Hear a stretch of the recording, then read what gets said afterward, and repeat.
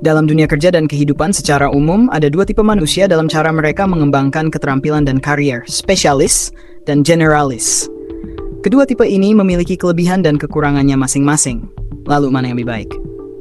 Spesialis, ahli di satu bidang. Spesialis adalah orang yang mendalami satu bidang tertentu dengan sangat mendalam. Mereka fokus untuk menjadi ahli dan memiliki keunggulan yang sulit ditandingi orang lain. Kelebihan spesialis, keahlian mendalam. Spesialis memiliki pengetahuan yang sangat detail dan mendalam di bidangnya. Lebih dicari dalam profesi tertentu. Pekerjaan seperti dokter bedah, pengacara, atau ilmuwan membutuhkan spesialisasi tinggi. Gaji lebih tinggi di bidang spesifik. Karena keahlian mereka sulit ditemukan, spesialis seringkali mendapatkan bayaran lebih tinggi. Kekurangan spesialis, sulit beradaptasi di luar bidangnya. Jika bidangnya tiba-tiba tidak lagi dibutuhkan, mereka bisa kesulitan beradaptasi. Kurang fleksibel dalam perubahan tren. Dunia kerja terus berubah dan spesialis bisa tertinggal jika tidak terus belajar. 2. Generalis, serba bisa dan fleksibel. Generalis adalah orang yang memiliki banyak keterampilan di berbagai bidang, meskipun tidak mendalami satu bidang secara ekstrem. Mereka bisa berpindah dari satu pekerjaan atau industri ke industri lain dengan lebih mudah. Kelebihan generalis, mudah beradaptasi. Jika ada perubahan tren atau industri, generalis bisa lebih mudah menyesuaikan diri. Cocok untuk peran manajerial. Manajer atau pemimpin seringkali harus memahami berbagai aspek bisnis, bukan hanya satu bidang tertentu. Lebih kreatif dan inovatif. Karena memiliki wawasan luas, mereka sering menemukan solusi unik dengan menggabungkan berbagai bidang ilmu. Kurang spesialisasi. Karena tidak terlalu mendalam dalam satu bidang, generalis bisa kalah saing dengan spesialis dalam bidang tertentu. Sulit meningkatkan nilai jual di pasar kerja tertentu. Beberapa industri lebih menghargai keahlian khusus dibandingkan pengetahuan umum. Beberapa tokoh terkenal dikenal sebagai generalis karena memiliki keahlian di berbagai bidang dan mampu beradaptasi dengan perubahan zaman. Berikut beberapa contohnya.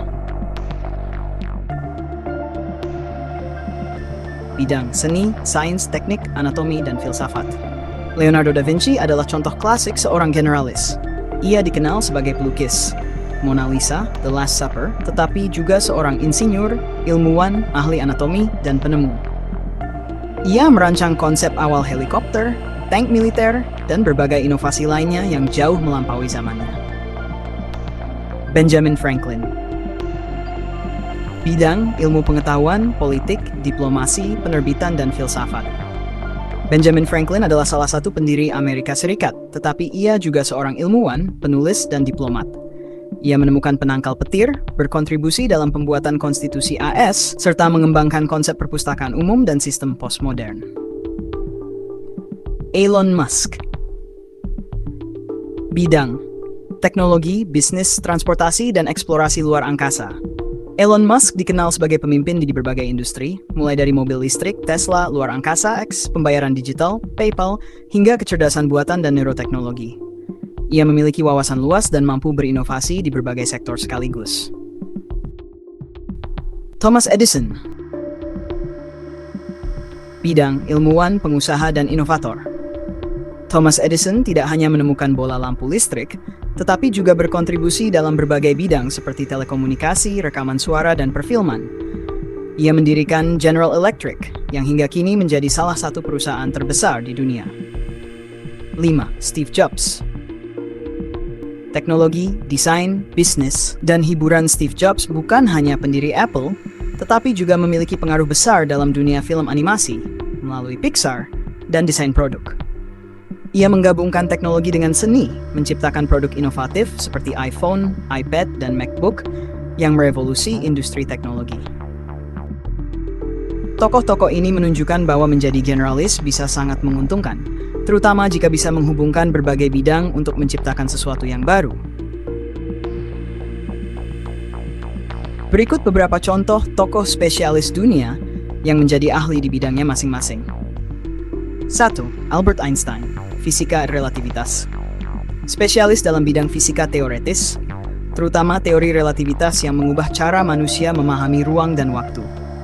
Karya monumentalnya, teori relativitas umum, menjadi dasar bagi perkembangan fisika modern. 2. Kimia dan fisika nuklir. Ahli dalam bidang radioaktivitas, menjadi wanita pertama yang memenangkan Nobel dalam 2 bidang. Fisika dan kimia menemukan elemen radioaktif, polonium dan radium yang digunakan dalam pengobatan kanker. 3. Stephen Hawking dan astrofisika, spesialis dalam kosmologi dan lubang hitam, mengembangkan teori tentang radiasi Hawking yang merevolusi astrofisika. Karyanya dalam bidang fisika teoretis masih menjadi referensi utama dalam studi alam semesta. 4. Nikola Tesla, listrik dan teknologi energi, ahli dalam bidang elektromagnetisa, mengembangkan arus listrik bolak-balik yang menjadi dasar sistem listrik modern. Menciptakan berbagai inovasi di bidang tenaga listrik dan komunikasi nirkabel. Sigmund Freud, psikologi psikoanalisis, spesialis dalam bidang psikoanalisis, mengembangkan teori tentang alam bawah sadar, mimpi, dan perkembangan psikologis manusia. Konsepnya tentang ID, ego, dan superego masih banyak digunakan dalam studi psikologi. 6. Isaac Newton, matematika dan mekanika klasik, ahli dalam bidang fisika dan matematika, menciptakan hukum gravitasi dan hukum gerak Newton. Karyanya dalam buku Principia Mathematica menjadi dasar bagi ilmu fisika klasik. 2. Charles Darwin, biologi evolusi, spesialis dalam teori evolusi, menjelaskan bagaimana spesies berkembang melalui seleksi alam dalam bukunya On the Origin of Species. Teorinya menjadi dasar bagi ilmu biologi modern. Mana yang lebih baik? Tidak ada jawaban yang benar atau salah, karena semuanya tergantung pada tujuan dan situasi seseorang. Jika ingin menjadi ahli di satu bidang tertentu, seperti dokter atau insinyur, menjadi spesialis lebih baik. Jika ingin fleksibilitas dalam berbagai bidang dan memiliki banyak peluang kerja, menjadi generalis lebih menguntungkan. Dalam beberapa kasus, kombinasi keduanya adalah yang terbaik. Menjadi spesialis di satu bidang, tetapi tetap memiliki wawasan luas seperti generalis. Baik spesialis maupun generalis memiliki kelebihan masing-masing. Yang terpenting adalah memahami karakter dan tujuan hidup kita sendiri, lalu memilih jalan yang paling sesuai.